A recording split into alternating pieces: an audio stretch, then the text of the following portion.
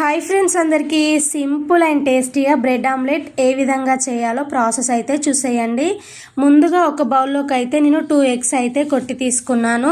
అలాగే ఇందులోకి కాస్త పచ్చిమిర్చి, అలాగే ఆనియన్స్, పసుపు, ఉప్పు, కారం, గరం మసాలా వేసుకొని అయితే మొత్తం కలిసేలాగా ఈ విధంగా బాగా బీట్ చేయాలి.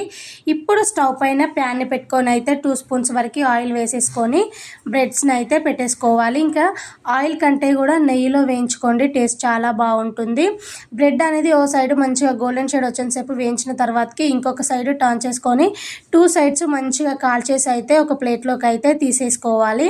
ఇప్పుడు అదే ప్యాన్లోకి ఇంకొక స్పూన్ వరకు ఆయిల్ వేసి అయితే మనం ముందుగా మిక్స్ చేసి పెట్టాం కదా ఎగ్స్, సో ఎగ్స్ని అయితే ఆమ్లెట్ లాగా వేయాలి. మొత్తం ప్యాన్ అంతా స్ప్రెడ్ అయ్యేలాగా ఈ విధంగా చేసేసి మనం ముందుగా వేయించి పెట్టుకున్న బ్రెడ్స్ని అయితే దీనిపైనుంచి అయితే పెట్టేయాలి. నేను కావాలనుకుంటే 1 బ్రెడ్తోనైనా చేసేసుకోవచ్చు. నేనైతే ఇక్కడ 4 పెట్టేశాను.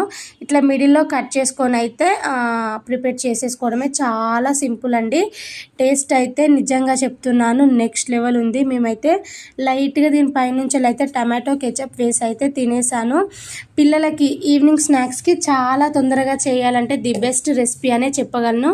టేస్ట్కి టేస్ట్ చాలా బాగుంటుంది, ప్లస్ సింపుల్గా చేసేసుకోవచ్చు కదండి. సో మీలో ఎంతమందికి ఇష్టం బ్రెడ్ ఆమ్లెట్ కామెంట్ చేయండి. మన ఛానల్ని ఫస్ట్ టైం చూస్తున్నట్టయితే సబ్స్క్రైబ్ చేయండి. Do follow for more videos. ఉంటాను, బాయ్.